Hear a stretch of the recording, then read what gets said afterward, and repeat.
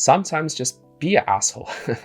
Don't want to be liked. In order to succeed, you have to be an asshole sometimes, and you have to be adamant and aggressive, and it's like, I don't care.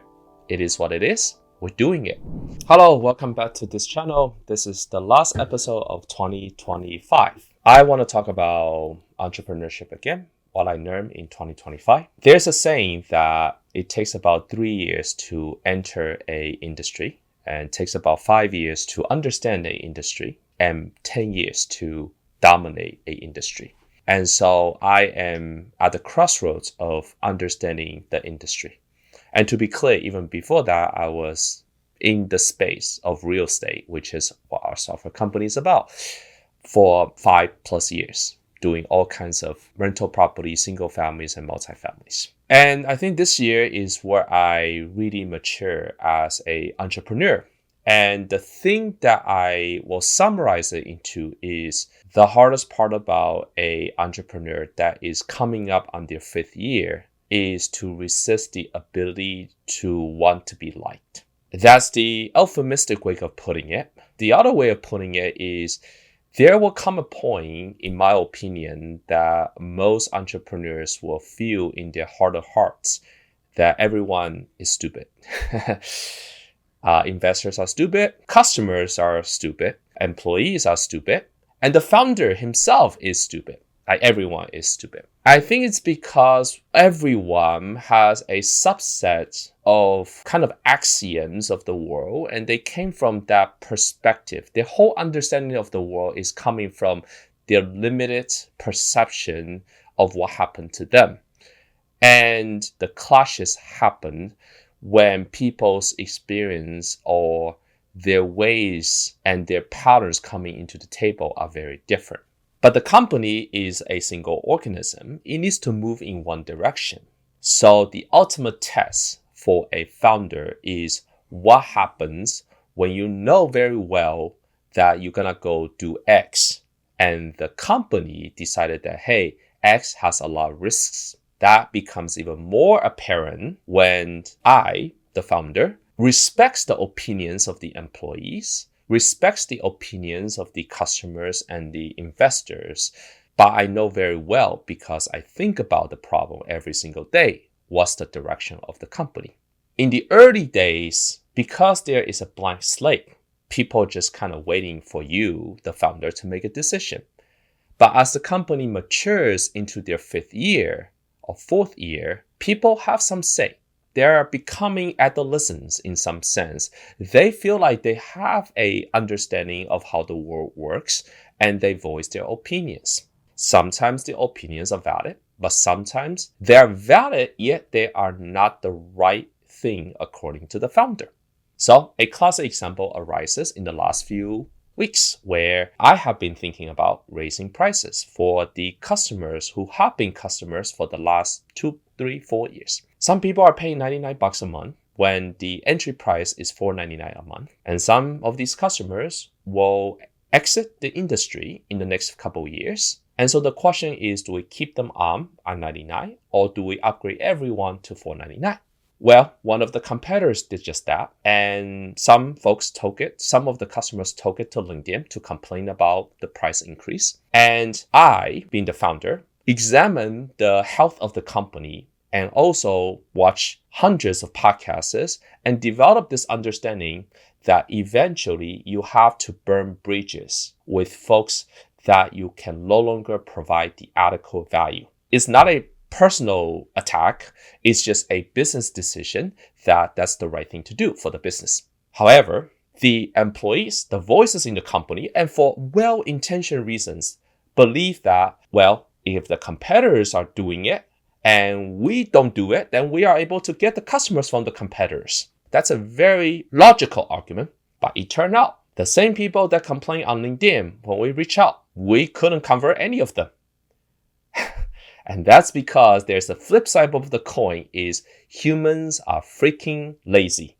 They just don't do anything. It's not like our prices are lower, like that much lower. So like, they're like, oh, if I stay here then I'm gonna raise unlimited amount and still pay this. But if I switch, I have to pay the onboarding costs. I have to do all this work, and it's not worth it. So like, who's the ultimate winner? The company that raises their prices, or the company who believes that they can steal customers because they're so cheap?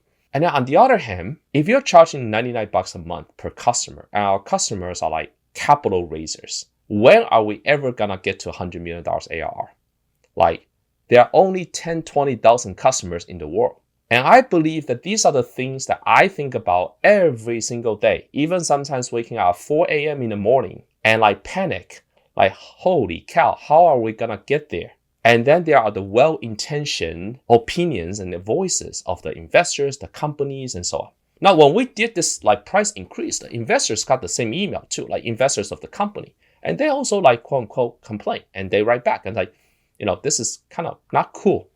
Well, I explain in a new video and everything is okay. And yes, and sometimes some people will chirp and some people may leave a bad reputation as a result. But I do believe at some point, and this is why I said this year is the 5th year of the company, and I'm fully coming to realize that there are certain hard choices you make, and there's nothing that you can read in the book to teach you how do you navigate these currents. So what I learned is, what do you do as the founder when you respect the opinions of the employees who are very capable and competent by definition, but you don't necessarily believe their views about the future are correct? Do you make decisions that make everyone happy as you make the decisions? Or do you make decisions that you know is absolutely right, even though it has risks, even though you could be wrong, and that might piss off a lot of people? And ultimately, I came to the belief that to be a mature founder, you have to be resisting the temptation to be liked. We made a decision a week ago, a few days ago actually. And after I made the decision, I felt like a weight has been lifted off my shoulders. It's a decision I've been marinating for literally 6 months. And finally, I say, this is the new beginning of the company. And the way to do it is to burn bridges. And we're going to burn it with dignity and respect and in a graceful way, but we're going to burn bridges. It's been a tough year, you can say. We grew by a lot, but at the same time, there are a lot of implied struggles when you're becoming a little bit more mature in the company, because the employees have certain rights, certain opinions, and they believe that the world is formed certain ways. The investors have certain rights and certain beliefs and so on. And then the customers for sure. Another one of those very interesting ways of framing is when I said, if we're going to get to $100 million ARR, and if we charge $100 a month per customer, when are we ever going to get there? So the feedback is, well, Perry, it doesn't seem like you're very pro-customer. It seems like you are selfish and company-centric because that's all you want, get to $100 million ARR. And I'm like, these important debates are like debating between being a Democrat or Republican. There are literally hundreds of reasons supporting both. At some point, it's an endless debate. Just to be clear, it also sifts some doubt. Like, am I really pro-customer? Am I being a hypocrite? Because I do think I am pro-customers. Everything we do from customer support to engineering is to try to support the customer. But at the same time, I know it's also the right thing to do to increase prices, because then we will have less customers so we can do a better job serving the right customers. It's so obvious. Like, just to be clear, I am one of the customers of our own product, and I will see the price increase and I have to pay that too. And I'm like, well, my price is like pretty close anyway. So it's like $100 difference. Suck it up. And then for the people they're paying say $100, our recommendation for them is like, hey, if you really want to keep this, you literally just migrate this deal to someone else's portal and someone else's kind of like company domain, and they're paying for $99 and you can split the cost. There are lots of ways, but the idea is to consolidate, have better customers, so it resets the path for the future. I think with every decision, I think you can make it really complicated or you can make it really simple. And sometimes I even realize like, that's probably why the most successful founders are like freaking psychopaths. They have no consideration for the human part. Like, cool, what you said, cool, we're gonna do this anyway. They don't necessarily think, oh, because you are very competent, because you are good at what you do, I'm gonna take your consideration. The people who are too empathetic actually go down a vicious cycle. And that is my biggest lesson for 2025 is sometimes just be an asshole. Don't want to be like. In order to succeed, you have to be an asshole sometimes. And you have to be adamant and aggressive. And it's like, I don't care. It is what it is. We're doing it. But at the same time, the people who are psychopaths don't phrase it in a way that's like confrontational. They just like almost shut it down by being very straightforward. So there are definitely advantages of being not too empathetic. And I think I'm wired to be someone that gives a shit, I guess. That means I should practice the art of not giving a F. I do believe we're coming up on our 4th to 5th year. I want to say it's 4th year, but it's technically 5th year if you include the part-time. And we have 6 more years to go. So that 10 years is the benchmark of whether you can dominate the industry or not. We will see. The good news is that when I do demos, the customers are super, super impressed with the new products that we have. And I genuinely believe that these things can change the world. They are very useful. And it's a matter of time that we fix all the rough edges so that people are like, wow, this is really, really cool. But the lessons are still there.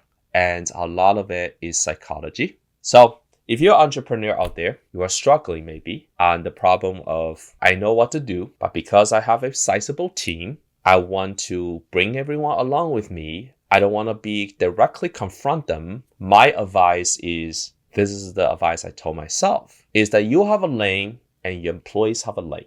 Your lane is to make decisions.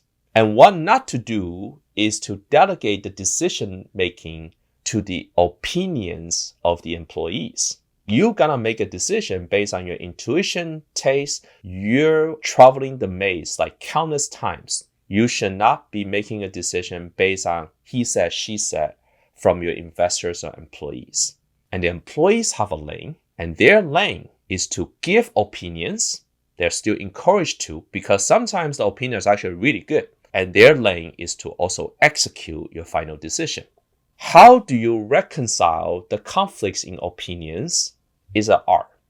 And that you only learn when you're coming out on your 3rd to 5th year. Because before the 3rd year, I think they don't really know much to voice any opinion. And so they kind of trust you. But after the 3rd or 5th year, you're going to build a cabinet of team and senior people. And they're going to give you good opinions. But sometimes they are not the best for the company. So thanks for watching and Happy New Year's.